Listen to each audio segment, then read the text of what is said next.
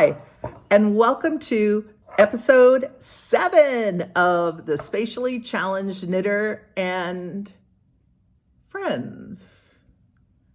Well, I don't have any knitting friends with me right now because I'm in Iowa visiting family.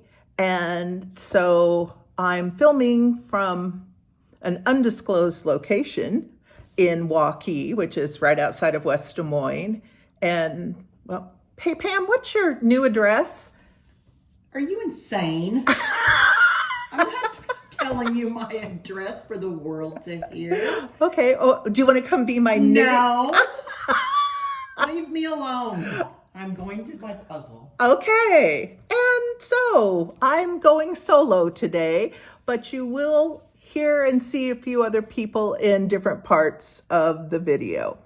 So let me start with, it's going to be really random today because I'm going to go from finished objects into other parts that we usually have just because of the way things ended up. Let me start with finished objects. So today I'm wearing my it's got a wrinkle in it. Sorry, got a big wrinkle in the front. I'm wearing my finally finished little Lulu, my not so little Lulu sweater by Casapinka. And this sweater has like a long history of spatially challenging moments. And let me start with, I'll insert a picture of the pattern here so you can see what I started with. And I should have known by looking at it that it was boxy, which I'm okay with boxy, that's fine. But this yarn, it was like the perfect storm of a disaster for a sweater.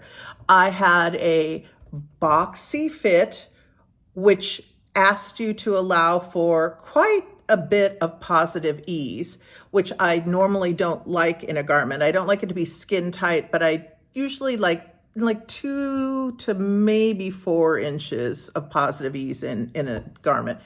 And this called for more. And then I ended up choosing a yarn, which I love this yarn. I have to say, I truly do love this yarn. It's called Louisa Hardy Brittany, and it is 38% silk, 31% cotton, and 31% viscose. So I thought it would be like the perfect weight for a summer sweater. And the way, when you feel the yarn, and you can see by looking at the yarn, it looks kind of like string almost. And it feels like string when you're knitting it. But when you wash it and block it, it softens up really nicely. But what you don't know is that it also grows like the Jolly Green Giant. And so this thing stretched and stretched, and I was heavier than what I am now. I've lost like 65 pounds. And so obviously not so much in the bust, but up in here and down my sides. And it was just way too big. So I was really kind of distressed because I'm not a quick knitter. I would say I am a slow to medium knitter. And that's just, I mean, I'm not fast. And so I've got like 70 probably hours of my life. This is a tunic length sweater here, and it's got, I made the sleeves like 3/4 length sleeves. So this is a heck of a lot of knitting when you get my size and you get, you make it tunic length. And so it's like 70 hours of my life into this sweater. So I am not one of those people I'm willing to rip back when I have to. And I'm willing to rip back or frog something when I've made a really glaring error and I just can't fix it. But at this point in time, I had like one of the sleeves partially in and everything else was done. And I had washed this, thrown it into the dryer a couple of times, like washed it, tried to shrink it, washed it, tried to shrink it again, got it to actually to the length that I like, which it was a good length on me, but it just was huge, and it keeps growing. And especially like you'll see on the pattern, she has hers clear over to here. It's more of a boat neck. But if I do that, it keeps growing and pulling down, and I don't like my sweaters to do that. So I've actually sewn up the neckline so that it can get my head through it, but it stays up where it's supposed to, and it's not slipping down doing the flash dance thing on one of my shoulders. So I took it into Megan and said, what can I do to this sweater? And we were all looking at it, and everybody in the shop, and it's like, I don't know what I can do, but I'm not going to wear it. And I've spent all this time, and this was only the third sweater for me that I've ever tried to make. And the first two were fairly successful. First one was very successful. Second one was okay. And the third one was this monstrosity. And so we really came down to the thing, and this is going to be truly controversial. So this is where the randomness goes in. We're going to go into a help fix my knit because I'm not sure if I've shown this before or not, but this can be considered to be controversial maybe in the knitting community. And there are purists out there in everything that you do, and they will say, no, you have to rip the whole thing out. You need to start over. It's just not going to work, and it's not going to be right if you don't do it that way. And I'm one of those people that I'm more practical, and I think I will never ever reknit this sweater. I will never spend an additional 70 hours of my life, first of all, ripping all of this back, and then this yarn has already stretched, and I've already blocked it and put it in the dryer. I don't know what kind of a mess I'm going to get into. So in order to save the sweater, we need to steek it, basically. We need to cut it, and we need to somehow bind it so that we can, because this cotton is really ravelly, like if you look at the ends of this stuff wants to split apart. It wants to just come apart and split apart. I think it's because of the different things that are in here, all the different things that come together to make this yarn. But it does not like to stay twisted. It does not like to stay together. It wants to untwist, and it wants to come apart. So I felt like there was no way to save it unless we basically put seams down both sides, cut it to fit, and then somehow bound off the edges of the stitching that we did so that it wouldn't unravel. So I'm going to insert a couple sections of video that show our first solution, which was to sew it, cut it, put bias tape down it, and cover the seams that way. And it worked, except for it was stiff. It wasn't loose. It wasn't drapey like the rest of the sweater is. It was stiff, and it was really wrinkling and pulling on the sides. And right here in the armpit, which is where we stopped doing the seam binding, it poked into my armpit. Like it felt like an underwire bra when it is in the wrong spot, and it pokes you when and so it was just so uncomfortable. So I threw it in a closet in disgust and decided this summer, this is ridiculous. The sweater is almost done. I just need to put the binding, the ribbing on the one sleeve, do it a little bit longer because I had started it to see how wide the sleeve was going to be and if I was going to like it. And then, so I need to bind off the one sleeve, finish the other sleeve, and then the sweater is ready to wear. But I needed to have another solution. So my solution was Mom. So when I'm back, I brought this sweater back to Iowa with me and said to Mom, hey, can I come over and can we experiment on this sweater with your sewing machine and your serger? Because my mom has one of those sewing sergers that finishes the edges of your seam like a professional seamstress would. So can I come over and will you try to help me sew it in a little bit further, because it's grown again. It's still not, it's still a little too big or bigger than I want it. And can we cut it and cut the binding off and then serge where we've cut? And so she did it and it worked. And I have a finished little Lulu. So I'm going to insert the videos here. You can see what we did and kind of the process that we went through to fix it. And I have an FO, a little Lulu. Okay, here's Mom at the sewing machine doing step 1, which she says is a small zigzag stitch to give it some ease so that as the yarn stretches, it's not going to snap the thread and break.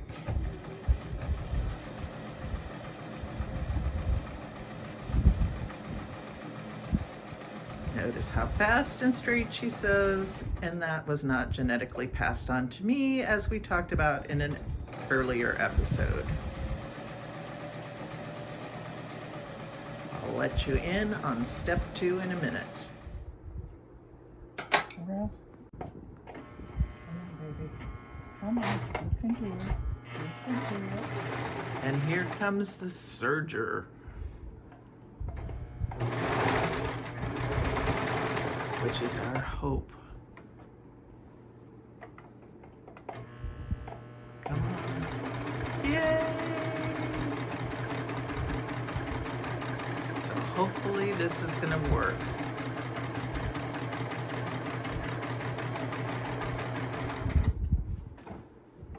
It involved 4 spools of thread. Mom doesn't cuss, so just mild complaining. And lots of, come on baby, you can do it.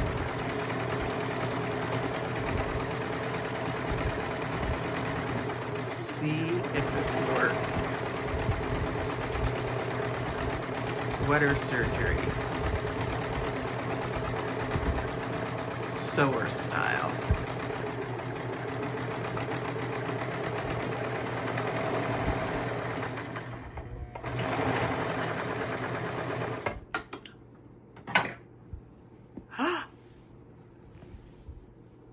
Oh my gosh, it's so much better. It doesn't have that hard edge on it. It's so much better. Okay, here we are after serging. No more white. You can see on the seam it's barely showing and it's very soft. It's not going to rub. It's not going to be noticeable, and I'll show you the right side in a minute, but you can see with the serging, I think it's going to be perfect because it's going to snug it, and especially when I tighten it here at the neck. So let me show you it right side out. Okay, I'm back. I'm wearing it right side out. Still has a little teeny bit of bumpiness, but I think I'm going to steam that. Mom was saying like with a steam cloth, and I think that'll take it. And then I'm going to tack down the edge here to make sure that you don't see any of the seam. But I think it snugged it up to where I want it to be. It's still plenty loose. It's got plenty of ease. And I will make the other sleeve tonight because I decided I definitely do want sleeves. And then it will be a finished object. Woohoo! All right.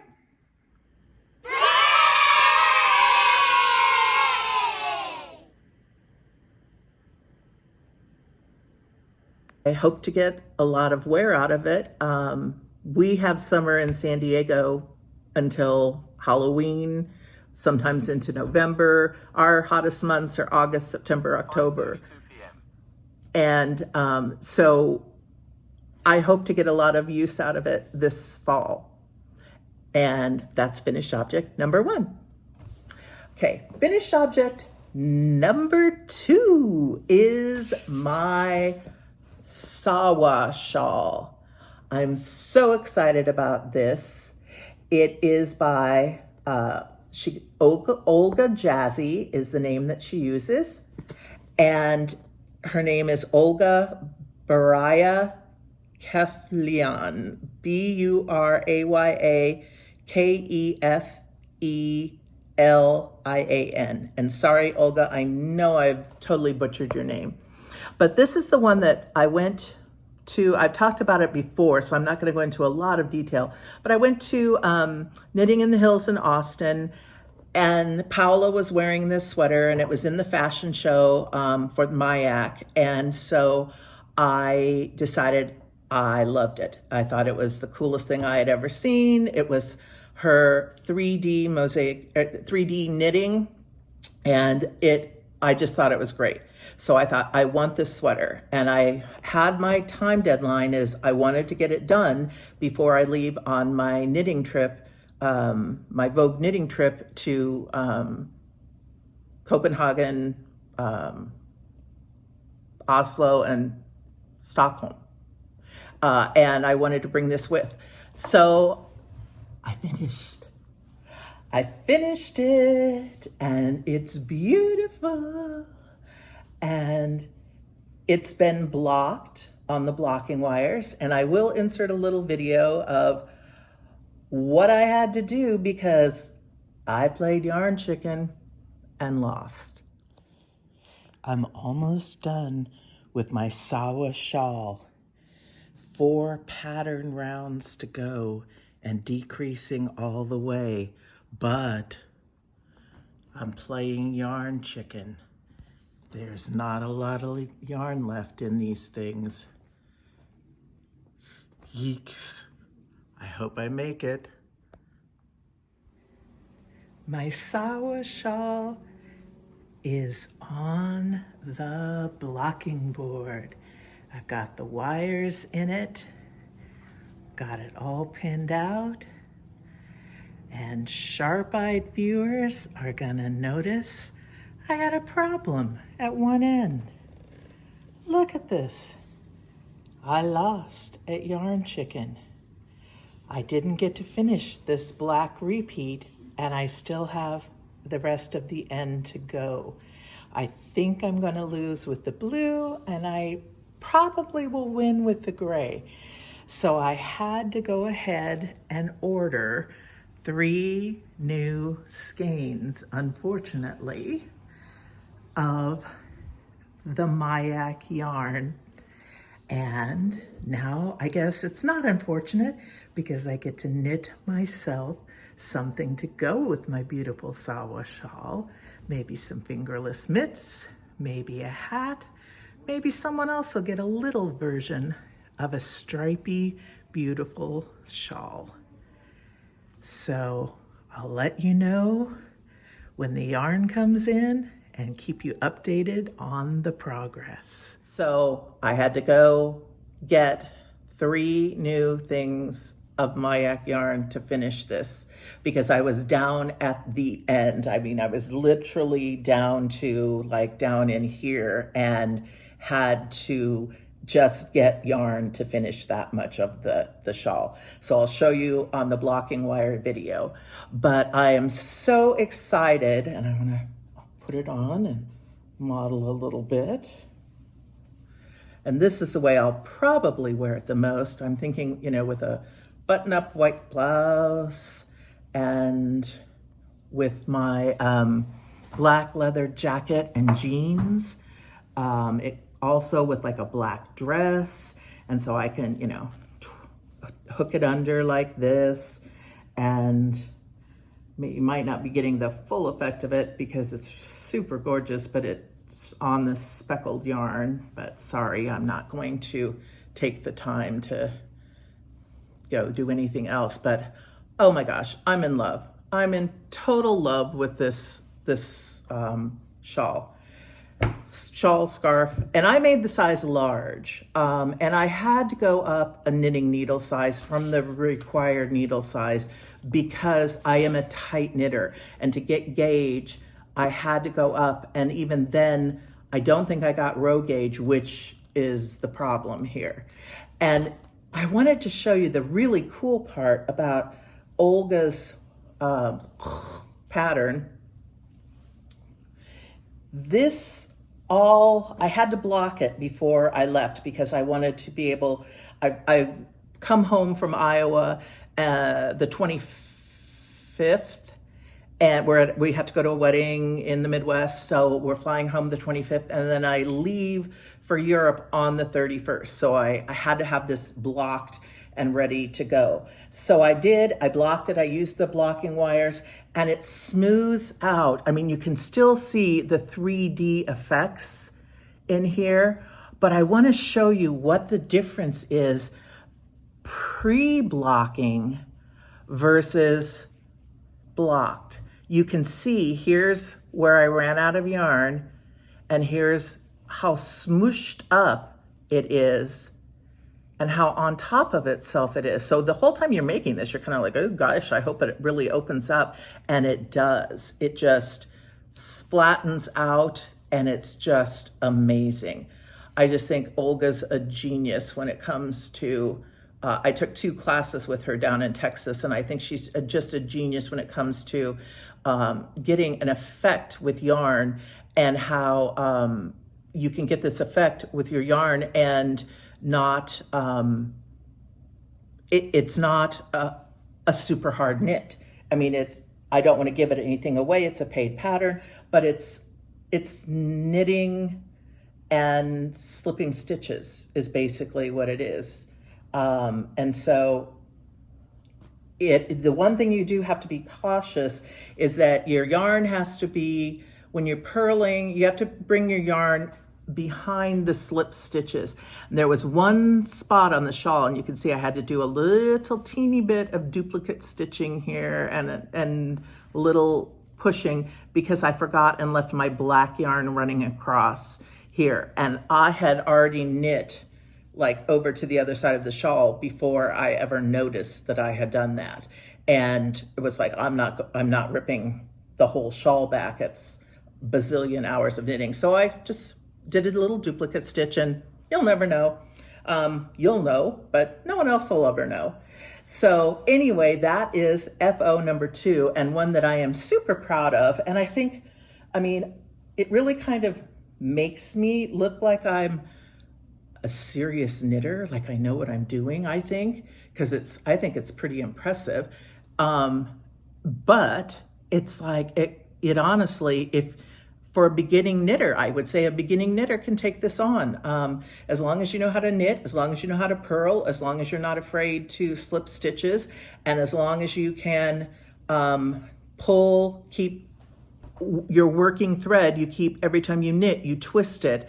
And so that was the one annoying thing about the pattern, was the yarn kept getting tangled. And I'll actually insert a picture. I ended up getting these wooden things, which actually helped me keep the yarn from tangling as much, because every single time you come to the knit side, you purl your way back, you get back to the knit side, you have to twist the thread that you're carrying up. You carry all your colors all the way up, and you have to twist them into your I-cord so that you can hide them. So the tangling part was the only thing that I would say was a little teeny bit annoying about this pattern, but I really, if I was gonna rate this pattern, I would rate it like 10 out of 10 for me, because I really do think this is stunning.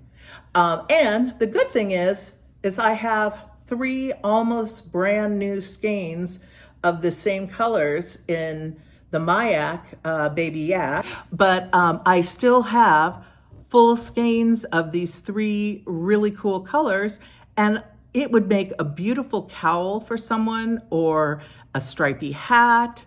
There's probably enough to do a cowl and maybe a hat. I was thinking of maybe even taking one of the colors and just doing a plain pair of kind of fingerless mitts for me. So it was not a thrill to have to stop the project, order the yarn, hurry and have the yarn sent. Because unfortunately in the shop, Megan only had one of the 3 colors. But it's done and I love it. So couldn't be more pleased. So that is FO number 2. And FO number 3 is 1 FO out of a pair. Gosh, I wonder what it could be. A sock? So I told you in the last podcast that I was making City Connect socks, and I told you about the Lana Grossa. It is, I didn't have the thing with me last time, but it is Lana Grossa.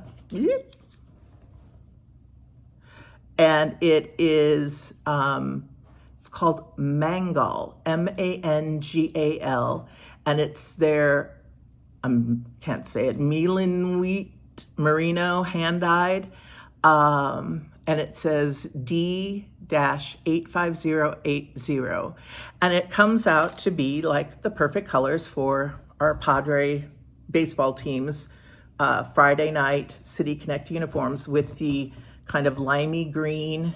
It comes off really dull here, but it's more of a bright, like a lime neon green, and the fuchsia pink.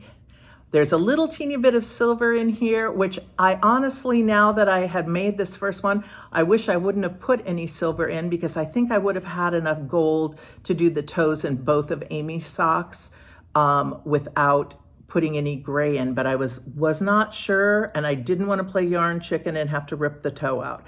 So what I did was just do a vanilla sock. I changed the pattern a little bit because Amy's kind of petite, and so I only did, instead of 20 rows of 2x2 ribbing, I did 15 rows. Instead of 60 rows of length on the leg, I did 40. And then I'm knitting another sock, which you'll see in my whips, and I picked up that pattern instead of the Crazy Sock Lady's vanilla sock pattern, and did that gusset and heel turn by mistake.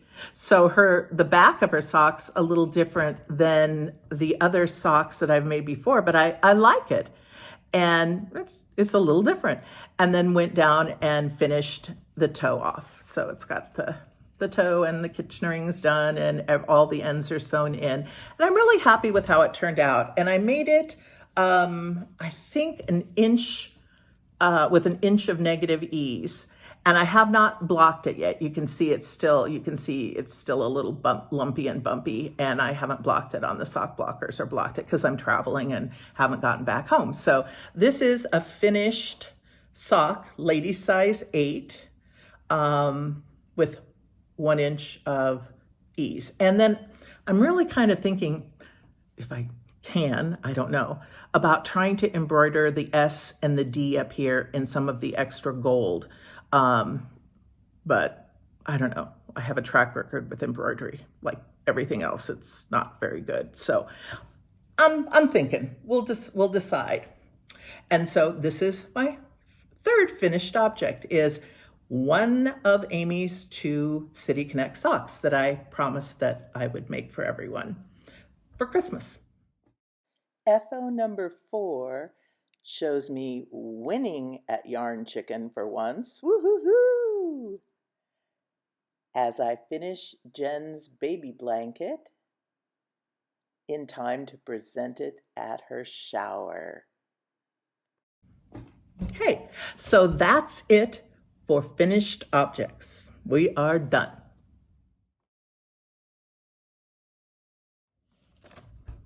Okay, we're in the works in progress section of the show right now. And I'm trying to get through this fast because I do have quite a bit of other things to put into this episode. So I'm not spending a lot of time on my knitting projects today because I have so much other stuff that I'm going to put in.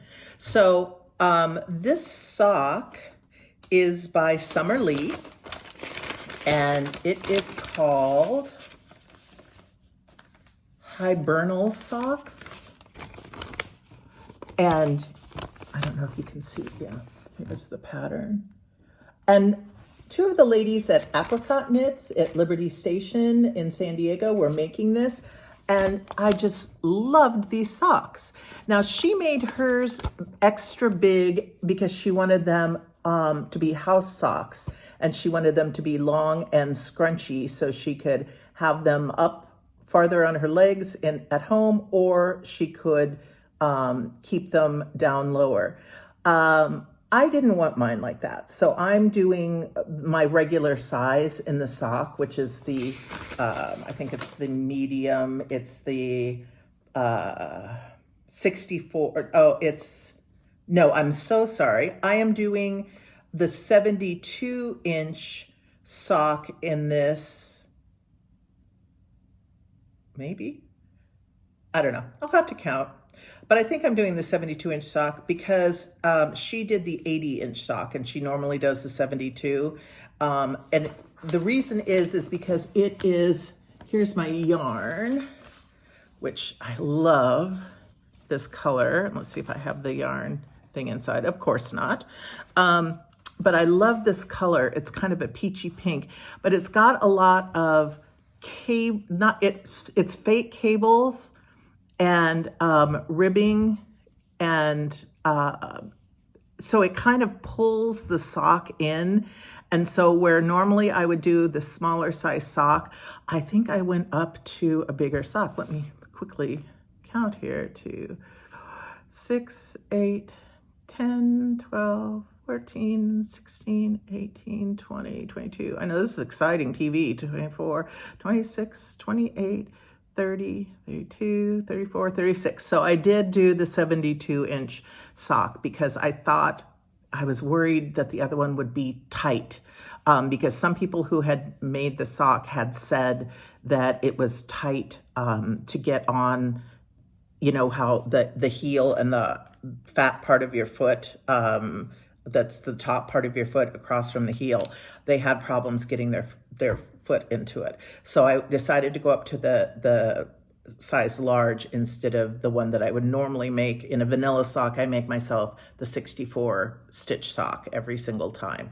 So I have this much done and I'm very excited. I've had to rip it out and start it over once, but I actually made it easier on myself because I wrote out the pattern on an old thank you card and broke it down because it was written out in her pattern, you know, as just a line of type like this. And I couldn't keep track of where I was. I couldn't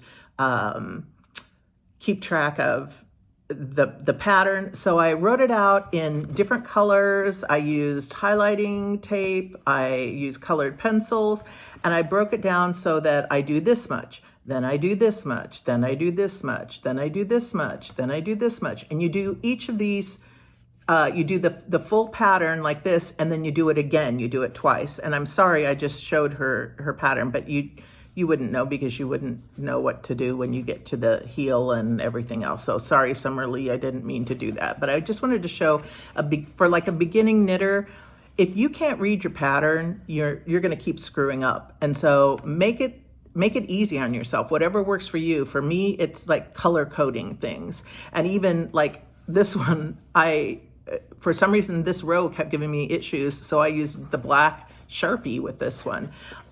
So anyway, and then I write down, I make my little hash marks here when I've done it twice, gotten back to my beginning of round marker, and then I put a hash mark here. So I know where, you know, when I put it down and I come back to it, where I've stopped, and how far I am.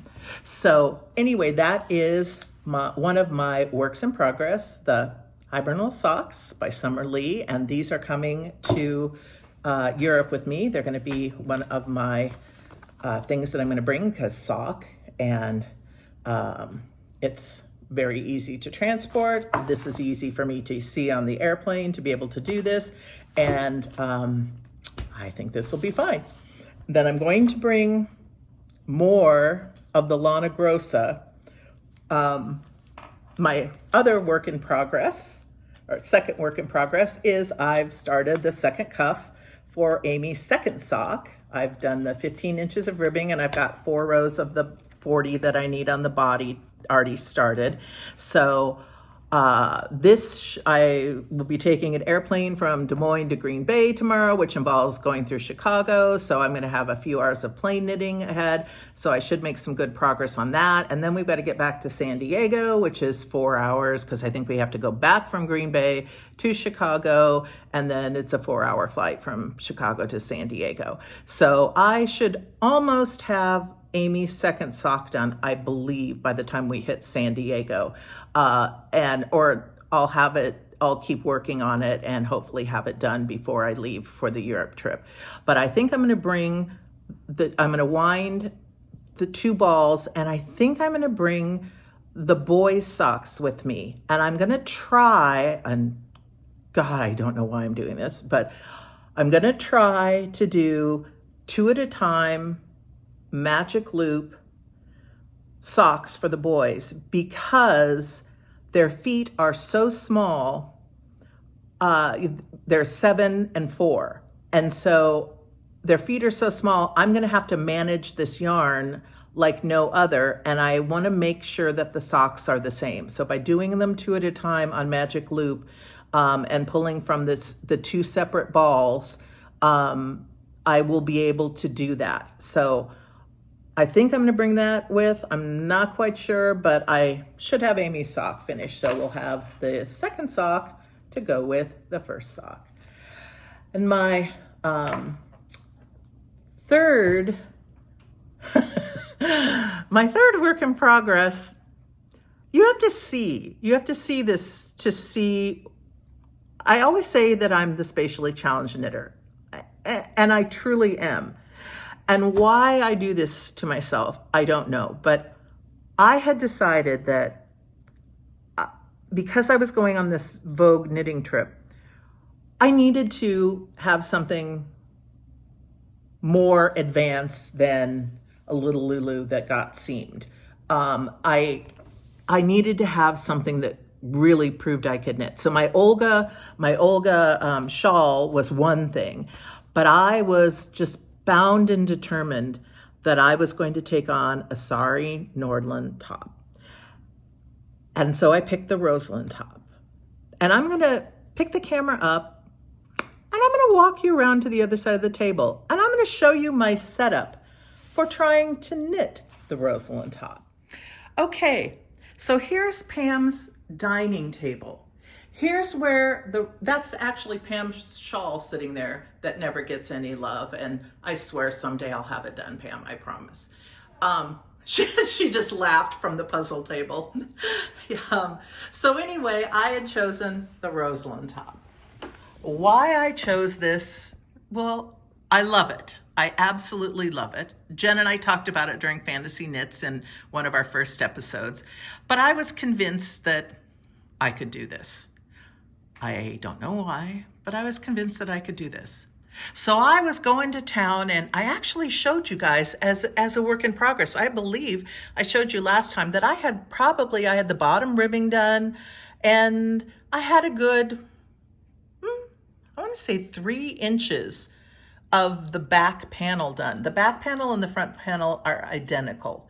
They both have the pattern going all the way down. They both have the cables. They both have the yarn overs. Now let's come over to, what's going on here? Let me close the computer so you can see what I have had to do. I don't want to show the pattern. I did, but I mean, I'm showing it. I'm showing it to show you what I have to do to keep the chart 1, chart 2, chart 3. And then over here are the abbreviations. Over here, we've got just the moss stitch, which is on the side. You can see there's moss stitch on the sides here. And then chart 1, chart 2, chart 3. Well, I read the whole pattern wrong. And so I kept doing chart 1 and chart 2 over and over again, but for some reason I wasn't ever including chart 3 in it. So I had to rip it back, and I started over again. Then I was going to town. Okay, I got it on. And yes, I know it's like curlicue yarn, but that's because I had it straightened. I had let it sit for a while, and you can see most of the curlicues had come out of the yarn because I really had to rip it back. But I forgot one little crucial step, that when you read, when you go backwards on the odd numbers, instead of doing chart 1, then chart 2, then chart 3, you have to do chart 3, then chart 2, then chart 1. So I screwed it up again and had to start ripping back. And so here I am. I've got one more row, I think, to get out of here to rip back, and then I'll be back at my cast on edge, which I'm hoping I can just get back to. And then I will try it again. But needless to say, this top is going nowhere near Europe because, for one thing, I could not imagine having to try and spread this out like this to just have the picture so I can see it, have the charts not showing Sari's pattern so I can know where I am on the charts, have my, the terms, have all the other things, and then be trying to knit this. So it's, oh, and I'm drinking. So you can see the wine on the other side too. It's enough to drive you to drink. So anyway, I'm not giving up. I am determined to make this top, but it's not going to Europe with me. So that is my third work in progress that's active, or was active, and is going to be a little less active since it's not going to Europe. And I'll have an update for you hopefully in episode 8. So we're finished with works in progress, and we're going to talk a little bit about acquisitions, which I normally don't do, but I want to do a couple this time. I'm going to show you also, after acquisitions, we're going to go into a couple of local yarn stores.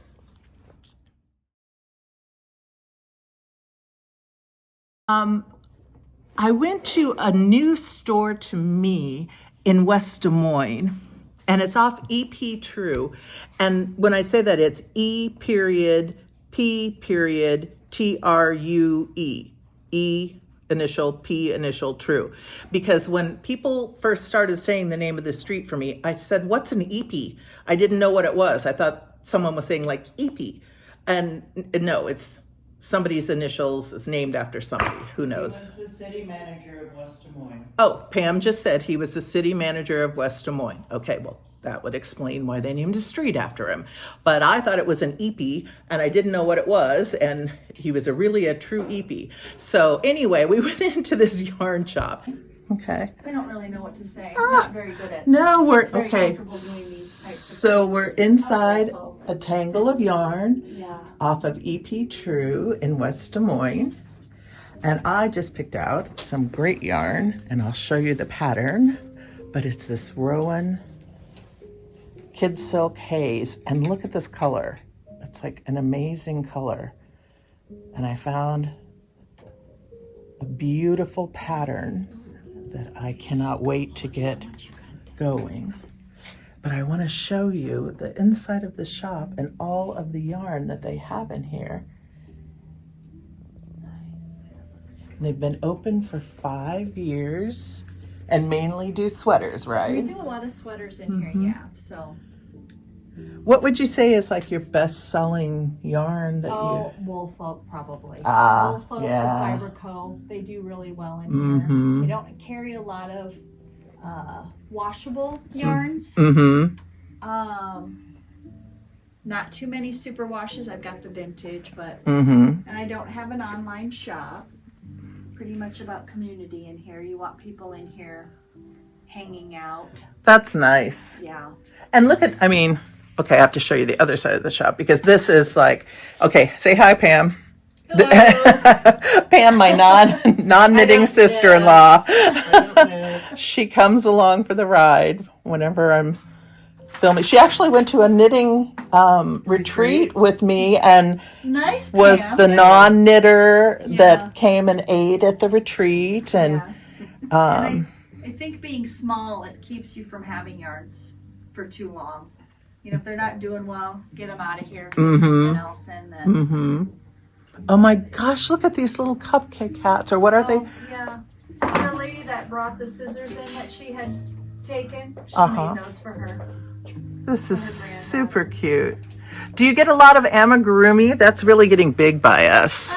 Yeah, but mostly they want to make what they find in books. Ah. Yeah. So not so much kits as. Right. Kids don't do as well in here, I don't think. There's too much input. Mm. So you don't have to, you're not on your own.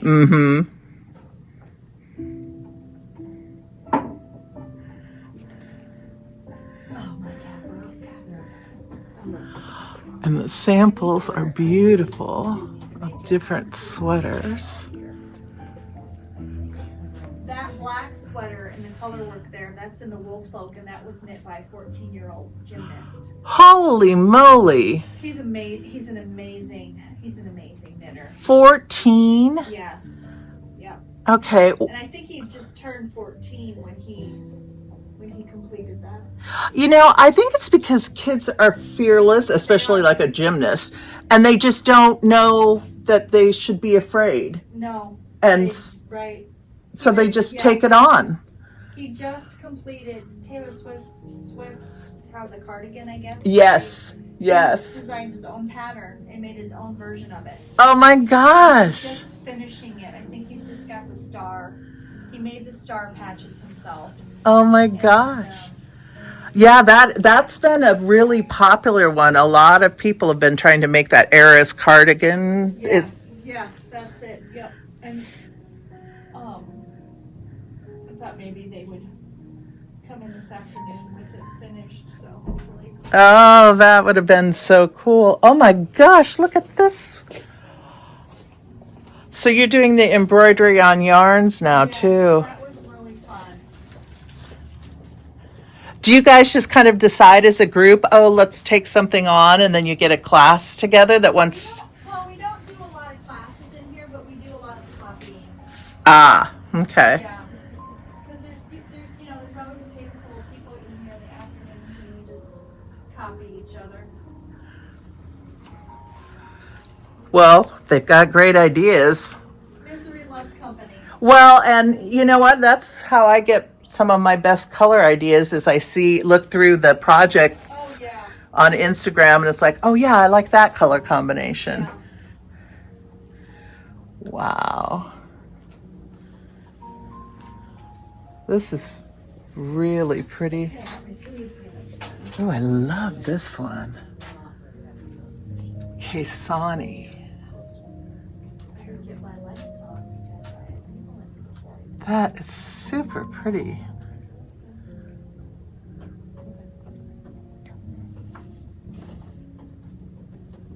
Look the pattern up on that one.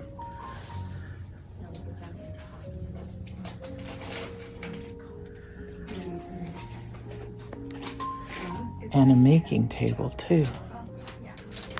And I found some really cool things. And one of them was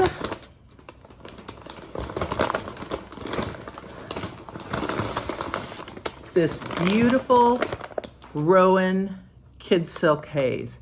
And I don't know if I think it's showing up pretty true to color on it, but it is green and it's got some dark greens in there. It's got some light greens. It's very variegated, but it's tonal variegation. And I think it's going to be beautiful. And so I went on line on Ravelry and said, hey, what can you make? Let me look it up. What have people made with Rowan Kid Silk Haze? And so I found this pattern that I absolutely fell in love with, Martin's Story pattern. And it was a pattern called, let me show you the picture so you can see how gorgeous this is, because it is truly gorgeous. Here we go. So here's the collar, and the collar is a silver metallic, And it's got just a regular turtleneck, and then it's got these 3 rows of ruffles that you hook on to the turtleneck. And then it also is on the cuffs of this as well. And I just looked at that and thought, in that green with that silver, that's just going to be a fantastic top to be able to wear to anything, a Christmas party, going out to dinner with somebody, just anytime you want to be a little bit dressed up, look great with black pants, look great with white pants. So I fell in love with this pattern. Well, what I didn't know when I fell in love with this pattern was that it was in a publication called Parisian Nights. And that's the only publication that this pattern is available in. And so I'm like, well, what do you do when like you go to Ravelry and it says only available in this publication and the publication is out of print? And she said, you know, you can just go and look on Etsy, look on go on Google it, and if you're lucky, you'll find the pattern. And I thought, well, I love the yarn. I'm going to buy the yarn anyway. And if I can't find the pattern, I'll find something close and try to do something else with it.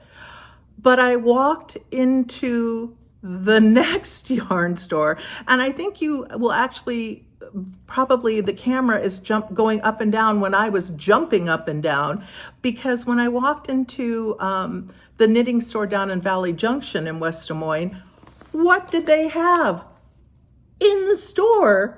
They keep older editions of things and things that have gone out of print that they bought and that they thought people might want. And she had Parisian Nights. So I was able to get this pattern at this knitting store just totally randomly. So it was like, good knitting karma. So anyway, that is my plan for this beautiful Rowan Kid Silk Haze. And I feel like it was like good knitting karma on my part. So, you know, I had done something that someone up there, the knitting gods, liked and was able to actually get this. Then I found another one, and I can't remember the name of the cowl right now, but this cowl that they had in the store was made out of Barocco Lucca. And you use the cream color as the background, and then this gold and this. It's blue, it's coming off as really gray here, but it's actually like a pale baby blue and this gold. And I'll see if I can insert a photo of it later, but I just fell in love with this cowl and I thought, okay, I'm gonna make this cowl for me. Because 2025, I told everyone, no more babies, no more children's sweaters. 2025 is the year of selfish knitting for me. And I'm gonna actually make myself some things and use some yarn for me. So anyway, that was my acquisition at store number 1. Then at Valley Junction, I hit the mother lode. I have a thing for bags, and I like to have project bags for all my projects. And I found this like super cute little sock bag, which I thought would be perfect for the trip. It says, it's a Della Q, and it says for the heart on the back of it. But look at the inside. It's just the perfect size for a pair of socks. You can put your yarn in the back, you can slip your pattern right here, and you can here's the sock you're working on right here. And I've got my little handy dandy thing that I travel with the scissors and the tapestry needles, and then got a little thing here for your stitch markers. So I throw stitch markers that I like, and there's some metal ones in there that it came with. But that's perfect it'll be perfect for either this pair of socks to bring to Europe or the boys if I bring their socks to Europe. Because you can see, you can just fit your yarn, your needles, smoosh it up, and you've got your little traveling sock thing. So I thought this was like a really cool, very space efficient sock bag. So I love this. And then I found some more Hawkeye Pride yarn, and Mike's gonna get another hat. Probably not for Christmas. I don't know when I will actually make this hat for him. But this is a little bit different than the last one that I got. The last one that I got, the stripes of color, the black and gold, were very close to each other. So it was made specifically for socks, and it was, the pattern was just, like literally one thing of black, one thing of gold, one thing of black, one thing of gold. So you didn't see it. But I saw a hat knit up in cyclone colors, boo, Iowa State. But it had big blotches of color, which I liked for a hat a lot better than the very, very, very close together pattern. So I really wanted to get this because, Mike deserves a hat, and this is not a heavy yarn. I think it's a fingering weight, actually. Let me look at it. I got the tag right here. It's called Wonderland Yarns, and it's called Hawkeye Pride for the University of Iowa, and it's called Mad Hatter, and it's a sport weight. So it's not a fingering weight like my sock yarn was, and so I think it will make a really good Oslo hat. And he likes his Oslo hat that I made him the last time. He actually wanted it to be a little tighter to his head, more like a beanie. So I will probably have him try it on and fit it a little bit more, or look at the other one and measure it a little bit more when I make this one. But really happy to get him an Iowa hat for a present, because he does wear what I knit him. I've knit him socks, and I've knit him his hat, his Oslo hat last year when I did Oslo hats for the whole family for Christmas, and he wears the things that I knit. Will he ever get a sweater? I don't know, but he's at least sock and hat worthy. So I'm happy with this. And then my last thing, I have to pet it while I show you. It's gorgeous. Isn't this the coolest bag? And it's one of those bags that it's an Atenti, A-T-E-N-T-I, but it's got a little hook inside of it. And so you can hook this little hook down in here, and then it makes it a smaller bag like this. And I'm like almost tempted to use it as a purse too.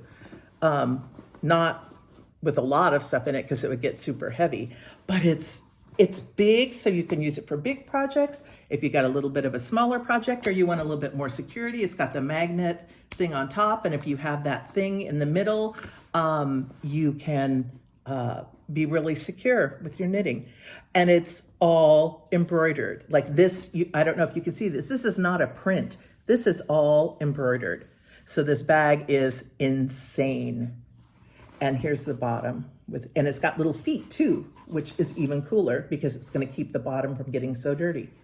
So, because I don't know, but I was throwing my new little sock bag around in Pam's car, and when we went out today, and it was on the floor. So I bring my stuff and I use my stuff. So I'm not always going to have a table where I can carefully put the bag on it. But anyway, I just thought this was so fantastic. And normally I don't show bags or a lot of the yarn I buy. I figure, you see it when I make it. And I have a bad habit, and no one should know how much yarn I have. I really feel that for all of our sakes, no one should know how much yarn I have, including my husband. But anyway, so that is what I found in my 2 yarn shop adventures, and I will have little tours coming up here so you can see the inside of the yarn shops. Because I highly recommend the one off of EP True. I'm forgetting what the name of it was. A Tangle of Yarn, and A Tangle of Yarn is more of a local shop. They do not ship, but the one in Valley Junction Yarn, I think it's called Junction Yarn Company, they do ship. So you can have things mailed to you from that one if you see something that you like. And I did go through that one, but I didn't go through all of that one, because a lot of the yarn that they have it being Iowa, and the wind chill factors in Iowa in the winter can go like 30 below zero. They have a lot of worsted weight, Aran weight, the really heavy, bulky yarns. And I usually just don't look at those. So I kind of like just kind of blew past them in the store. And that is a good, I want to say like half of their store yarns, because they need heavy sweaters here. So, so I will like show you some stuff, and then some stuff I just kind of blow past in it. But you can look online if you want to shop the stores. So what's going to basically come up is you're going to see the yarn tours, and then we're going to go to the Iowa State Fair. Okay, I'm down in Valley Junction in West Des Moines, and I'm standing outside the Valley Junction Yarn Company, or the Yarn Junction Company. Sorry, I can't say it right today. And I'm getting ready to go inside.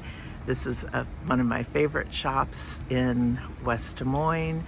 I got Mike his Hawkeye yarn here for his Hawkeye socks. So let's go inside and see what they've got today. Okay, so this is what it looks like when you come in from the front door. You come over into this right-hand corner, and we've got lots of kits and baby yarn, baby accessories.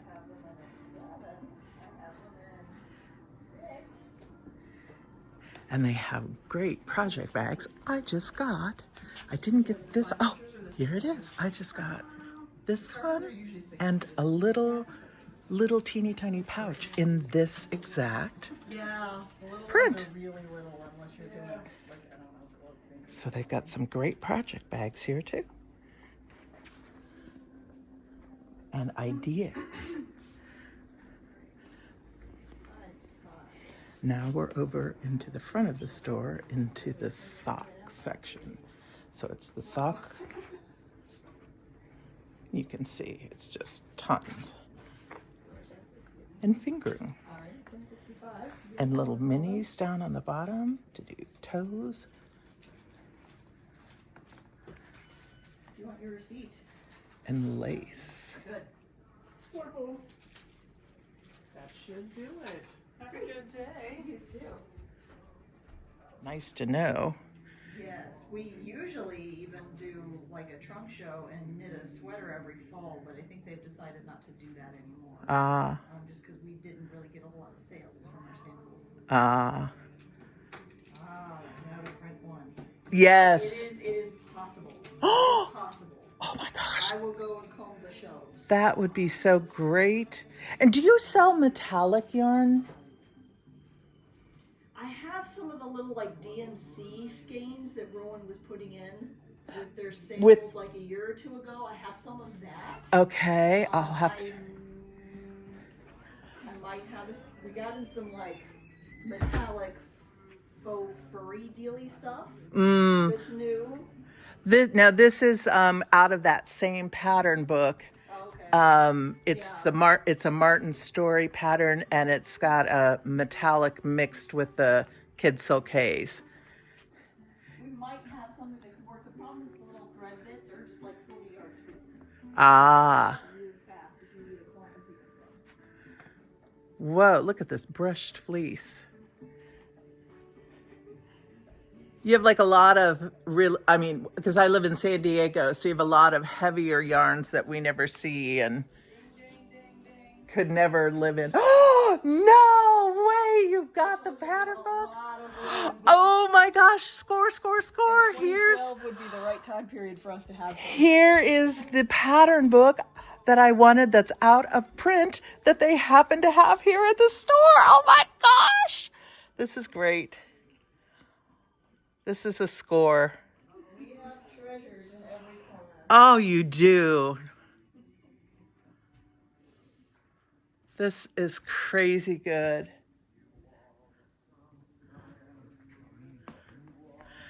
Knitting corner. Be comfy in. The Anchor Artiste Metallic. Yeah, I bet the DMC have good work. Ooh.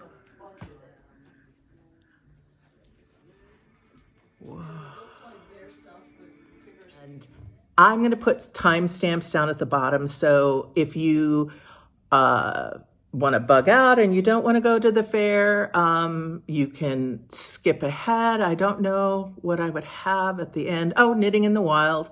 And that's pretty much it, I think. It's fun to see. And we have a county fair out in San Diego. We have the Del Mar Fair. And a friend of mine always enters her crochet work into it, and her daughter enters. And her daughter was the blue ribbon winner in crochet for her age division this year, and she was also the blue ribbon winner last year.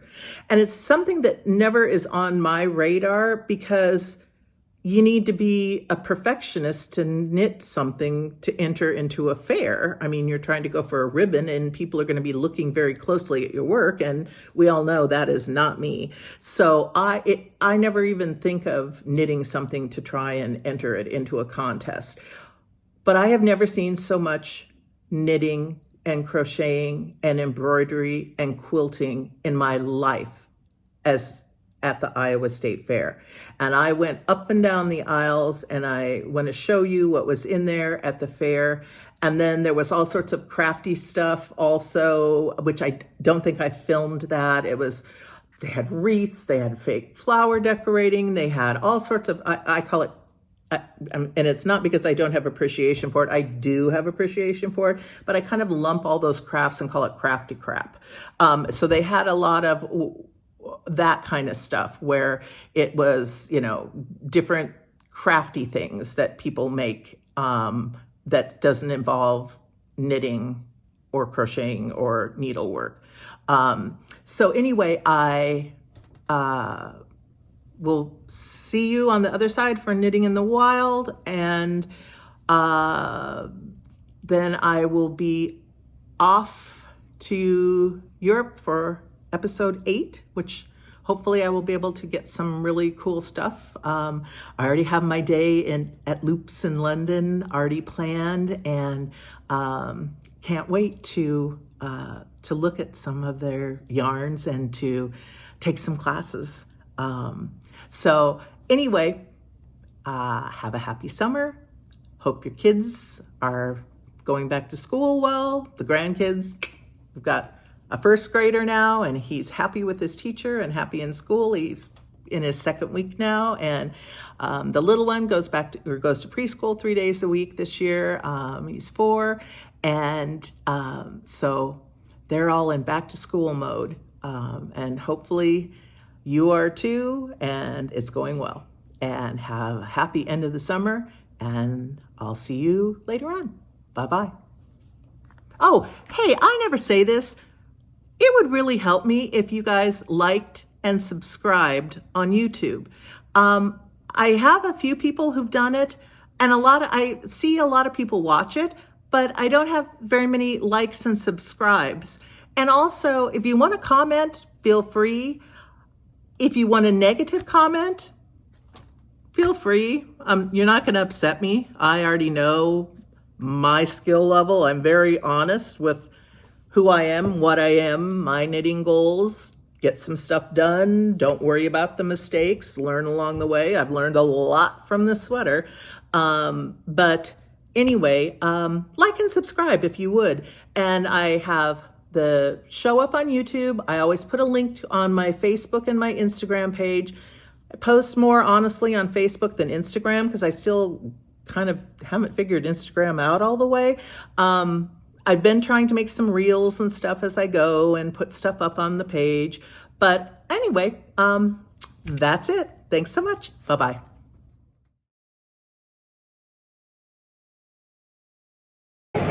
We're in line to see the butter cow and all the butter sculptures. For people who've never been to Iowa before, this has been a fair thing for as long as I can remember, and everybody else that I tell about it thinks it's weirder than all get out. So this lady sculpted butter, and she used to only do a mom cow and a baby cow the whole time I was growing up when I was a little kid. after that, she started branching out and going into, Nikki's cracking up over there.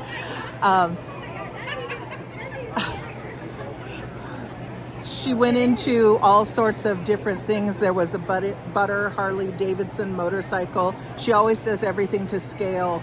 There were butter Charles, whatever, peanuts, Charles Schultz peanuts people. There was butter Last Supper, Leonardo da Vinci's Last Supper. So we're in line this year to see what is with the butter cow in the butter sculpture division. I'll show you in a minute.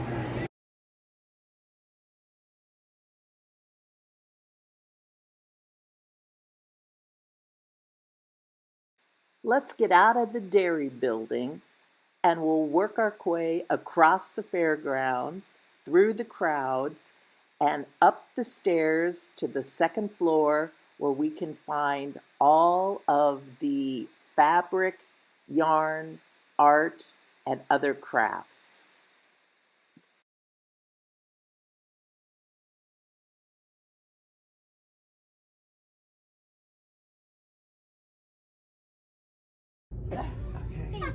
For the needlework people, and I don't know if you can see it because of the glare off the lights, but this is the coolest thing.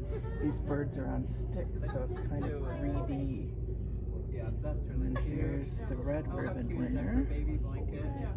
And here's third place, which is really cool. It's embroidered on like a screen, an old screen, like from a screen door. And it's honeycomb.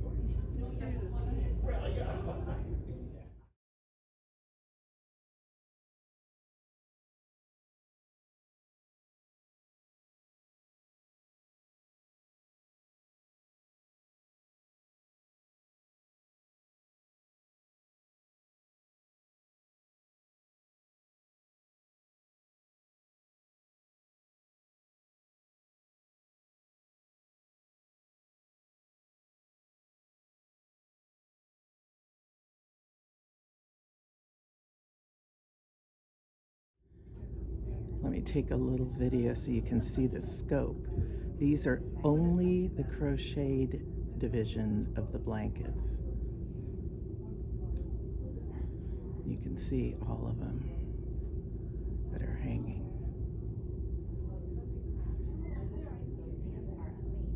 Needlework is alive and well in Iowa. Okay, for all you lace knitters out there, this is the crochet division of lace. Look at all these.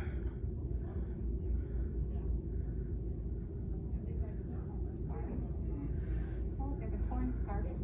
Oh, that's funny. Oh, got an honorable mention. That's hilarious. Yeah, that's good. I will send them to you, Nikki.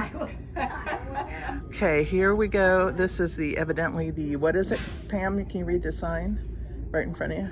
Crochet Division 55. Crochet Division 55.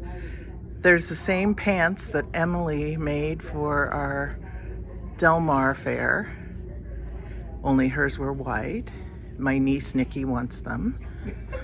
We're gonna see if we can hook Nikki up with Emily's pants.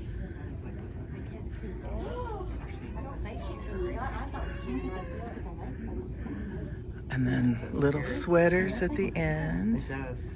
Evil Mickey Mouse. Down there. Evil Mickey Mouse. It's scary. Oh, look at the one in the back with the one button eye and the... Oh, yeah. Now, see, he's cute. I feel like he's from like a Nightmare on, yeah, Christmas. something. Those little sweaters are so cute. I love the brown one. Okay, and here we've got the cases with the ones that won the ribbons. So we've got our blanket division, Janitor making for all our the hats. Oh, sweater. Oh my gosh, look at this one with the textures. Yeah, I have been up here before. I forgot about this place. Best hand knitted senior sweater. Ooh, I could get into that one. And cute on a little girl. Oh, that blue I got. These are really cute. Ooh, got their that's Oh my gosh. This is so cool. Bluey. Look at Bluey. The ghost hat. Scooby-Doo's got his little Oh my gosh. head. You know what's really big out by us? These crocheted shawls. Oh, yeah. I mean, not shawl. More crochet. Lots of granny squares.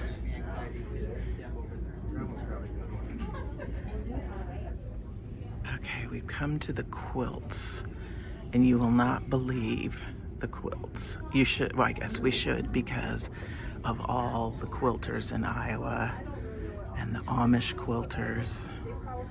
But look at this, and it goes around the corner. So I'm just gonna walk and let you enjoy the wall of quilts.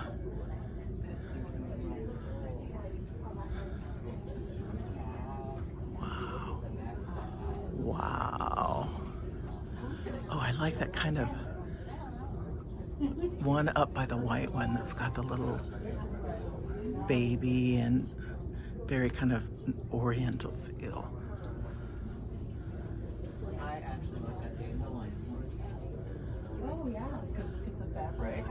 I'm a sucker for white in quilts. I'm loving this one down on the bottom next to the gray and red one. I like that one a lot. Okay, we'll skip over Pam and Nikki. Read! Bye, hi Pam, hi Nikki. Okay. And we'll go around the corner. Little quilted banners. Oh my gosh, the whole side behind me is knits, and I didn't even know about this side. Oh, and quilt. Oh my gosh, look at the dog with the glasses. Oh. Dog bag with the glasses in the back. That is a cool quilt. The hummingbird. You know what? I feel like that could be a Ruth quilt. Look at It's that. like very Southwest-y. Arizona-y. Yeah. Oh my gosh. My husband's mom, she quilted and she loved hummingbirds. She lived in Arizona for a while. That's cool. That could be a Ruth I love quilt. the colors too. Yeah, the geckos and the, it's very cool. Every one of these little things is just quilt, quilt, quilt. And then if I go over this way, I'll stop in the middle of the quilters. Sorry, quilters. But here's socks, bags. Oh my gosh, a backpack, fingerless mitts. Oh, and knitted blankets over here. We've got our knitted. Baby sweaters and little dresses. Oh my gosh. Oh, look at the best hand knit one. Is one of those wrapped ones like the ballet sweaters. That's so cool. Then we've got a bazillion. There's some little toys. Support chickens. Look, we've got a shelf with support chickens and Scooby-Doo. And a ton of sweaters. Oh my gosh. I mean, they just keep going and going. Ooh, look at this green one with all the pockets on it. That's different. Don't think I'd ever make it, but it's cute. I could see a kid wearing it, like a teenager kid. Just helping. Ooh, look at those. Red one. Oh, look at the cats. It's the cat sweater, and it ran a blue ribbon. Color work. There's, oh, what's that one that everybody made? I want to say Miserina, and it's not Miserina.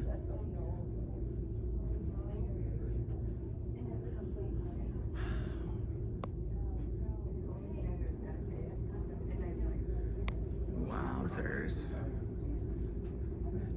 Oh my gosh, and then look at all, here's the socks, and look at these first place socks.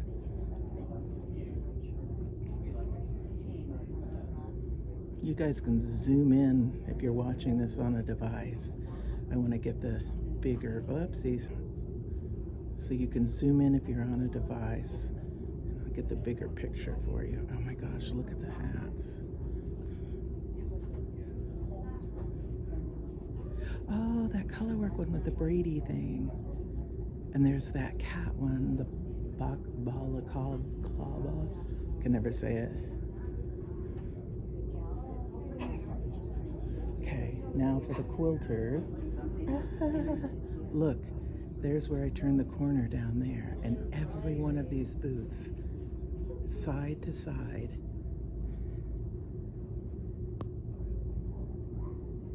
it's full of quilts.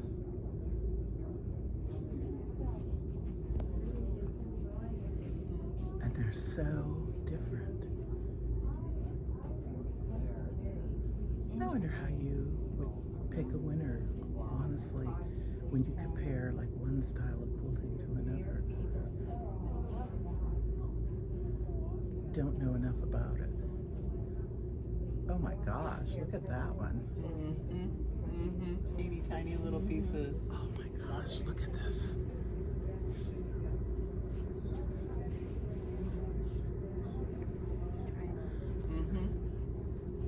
Well, I like the circle one too, actually. The colors and stuff are...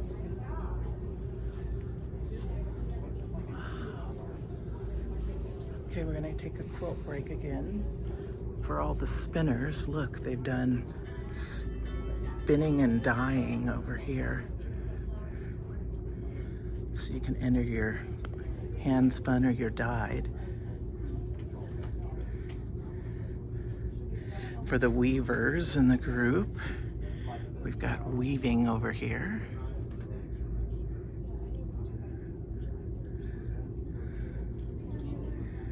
I truly encourage you, if you ever get time in August, to go to a Midwest state fair. I'm partial to Iowa because I grew up here. But when you look at it comparatively to our littler county fairs in California, it just doesn't compare.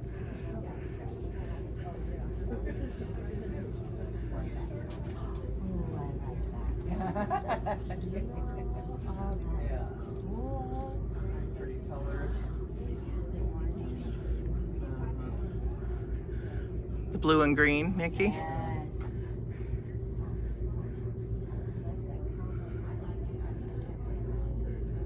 Oh my gosh, you have to see the kids' ones in the next one in the pink. They're so stinking cute. There's the teddy bear and then the coo.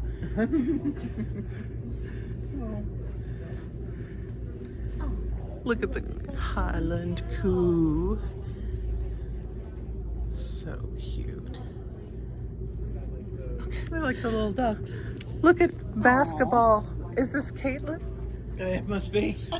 With her little Hawkeye uniform and her basketballs. That's so funny. Maybe it's her daughter. It's someone else. Play like a girl. Oh, that's what it's. Oh my gosh. Okay, so it's not Caitlin because she had black hair, but play like a girl, and we've got the red head. That's really cute. Super cute.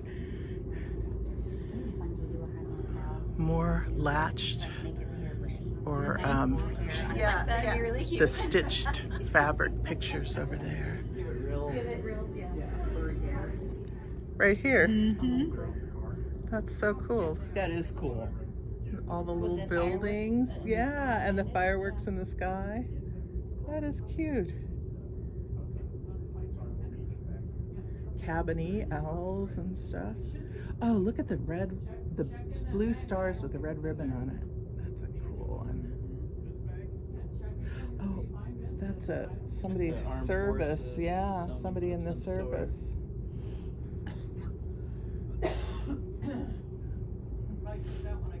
The doxies in the corner. Oh my gosh. People evidently still make aprons. They're super cute. Oh, and pillows. I and quilted bags and wall hangings. I mean, the quilts just go on forever.